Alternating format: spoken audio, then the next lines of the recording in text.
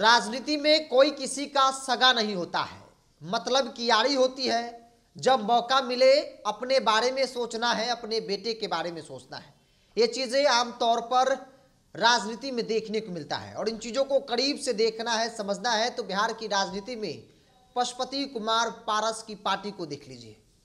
आपको याद होगा जब पशुपति कुमार पारस ने खुद मंत्री बनने के लिए लोजपा को 2 फाड़ों में बांट दिया था, चिराग पासवान को अलग करके अपना एक अलग गुट बना लिया था और खुद वो केंद्र में मंत्री बन गए थे। तब राजनीतिक तौर पर पशुपति कुमार पारस को फायदा इतना हुआ कि वो खुद मंत्री केंद्र में बन गए, हर ऐशो आराम उनको मिलने लगा। रामविलास पासवान का विरासत थोड़ा दिन के लिए ही सही उनको मिल गया था। आज के तारीख में वो परिस्थिति एक बार फिर से पशुपति कुमार पारस के सामने बन गया है। चूंकि चिराग अलग हो गए हैं, लेकिन एक भतीजा प्रिंस राज आज भी साथ में है और उस प्रिंस राज को अब ऐसा लगने लगा है कि चाचा मेरे बारे में नहीं, सिर्फ अपने और अपने बेटे के बारे में सोच रहे हैं। यही बड़ी वजह है कि प्रिंस राज अब चिराग पासवान के साथ मुलाकात करते हैं और उस मुलाकात में चिराग की हर बातों को मानने को तैयार हो जाते हैं। चूंकि याद कीजिए, पशुपति कुमार पारस की पार्टी बिहार यात्रा पर निकली है। पहले चरण में 5 जिलों का यात्रा पशुपति कुमार पारस करने का ऐलान कर चुके हैं, जिसकी शुरुआत उन्होंने कर दी। हालांकि वो कार्यक्रम बीच में छोड़कर वो दिल्ली जरूर निकल गए, लेकिन कार्यक्रम है। और इतने बड़े कार्यक्रम में पार्टी के प्रदेश अध्यक्ष प्रिंस राज कहीं नजर नहीं आ रहे हैं। और धरातल पर छोड़ दीजिए, आप सोशल मीडिया को खंगाल लीजिए, पशुपति कुमार पारस के जो भतीजे और पार्टी के जो प्रदेश अध्यक्ष हैं प्रिंस राज, उनके सोशल मीडिया एक्स को देख लीजिए, कोई पोस्ट नहीं है। पार्टी कार्यक्रम कर रही है, उससे संबंधित कोई पोस्ट प्रिंस राज ने नहीं किया है और इससे साफ जाहिर होता है कि प्रिंस राज या तो साइड हो गए या फिर पशुपति कुमार पारस ने साइड कर दिया। क्योंकि राजनीतिक तौर पर यह कहा जा रहा है, पार्टी के कई नेताओं से हमने बातचीत की तो उन्होंने कहा कि पशुपति कुमार पारस चाहते हैं कि प्रिंस राज चले जाए, कोई फर्क मुझे नहीं पड़ता है, चूंकि मेरा अंतिम और यही लक्ष्य है कि कैसे एन केन प्राकेन अपने बेटे यशराज पासवान को सेट कर दे। और इसीलिए पशुपति कुमार पारस हर मंच पर अपने बेटे को जगह दे रहे हैं, अपने ठीक बगल वाली कुर्सी पर। हर मंच पर लोगों को, कार्यकर्ताओं को बता रहे हैं कि ये मेरा बेटा है। और कहा जा रहा है कि यशराज पासवान जो पशुपति कुमार पारस के बेटे हैं, पार्टी में वो कुछ नहीं है, लेकिन वो अनाधिकारिक तौर पे अनऑफिशियल पार्टी के प्रदेश अध्यक्ष हैं। कहने के लिए प्रदेश अध्यक्ष प्रिंस राज है, लेकिन अनऑफिशियल प्रदेश अध्यक्ष प्रिंस राज, माफ कीजिएगा, यशराज पासवान है। और यही बात से दिक्कत प्रिंस राज को है। प्रिंस राज को ऐसा लग रहा है कि भाई चाचा सिर्फ अपने बारे में सोच रहे हैं और इसीलिए प्रिंस राज चिराग पासवान के शरण में जाते हैं। अकेले नहीं, अपने बड़े भाई के साथ, अपने बड़े भाई कृष्णराज पासवान के साथ। क्योंकि प्रिंस राज की इच्छा है कि भाई लोकसभा में टिकट नहीं मिला, अगर विधानसभा में भी नहीं मिला तो फिर हम लोग कहाँ जाएंगे, राजनीति कैसे करेंगे। और इसीलिए प्रिंस राज चाहते हैं कि भाई पुरानी बातों को भुलाकर चिराग पासवान के साथ आगे की राजनीति की जाए। चूंकि चाचा ईमानदार नहीं है, चाचा सिर्फ अपने बारे में सोच रहे हैं, चाचा अपने बेटे को राजनीतिक तौर पर सेट करने को लेकर हर वो कोशिश कर रहे हैं।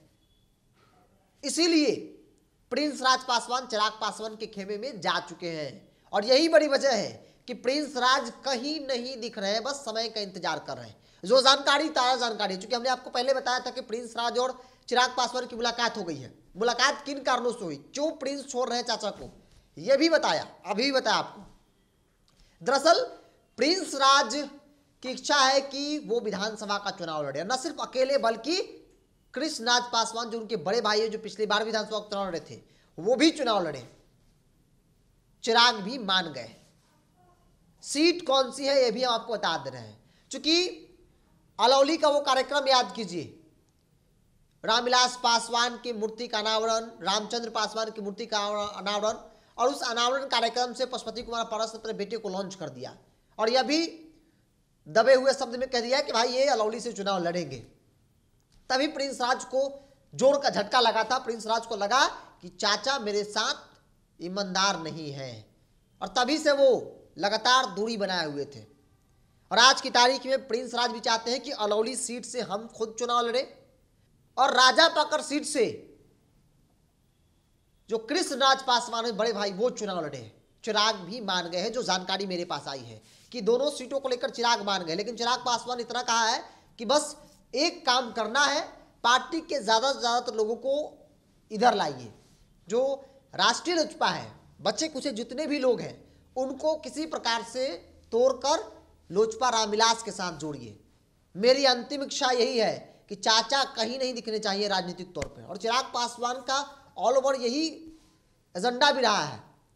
पहले चाचा को लोकसभा चुनाव में सल्टा दिया, उसके बाद दफ्तर खाली करवा दिया, और अब जो बचे कुछ लोग हैं उनको भी अपने पाले में लाने की कोशिश कर रहे हैं।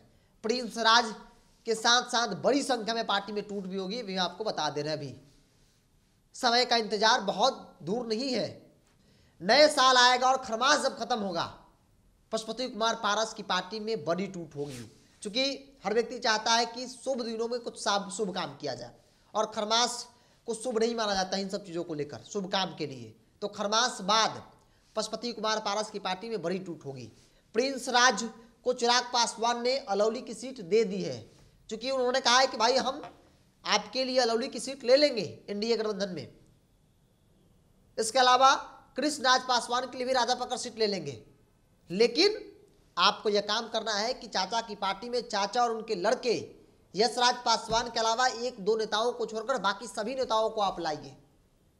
हम आपसे जो कमिटमेंट करते हैं वो पूरा करते हैं, जो जानकारी मेरे पास आई है। और ये ऐसे वैसी जानकारी नहीं है, क्योंकि हमने अब तक जो भी खबरें चलाई है चिराग पासवान को लेकर, पशुपति कुमार पारस की पार्टी को लेकर, वो ज़्यादातर खबरें ऑल ओवर सही निकली है। कई बार सूत्र जो है वो फेल हो जाते हैं, लेकिन जो जानकारी है जिन सूत्रों का हवाले से आई है वो काफ़ी पुख्ता जानकारी रखता है।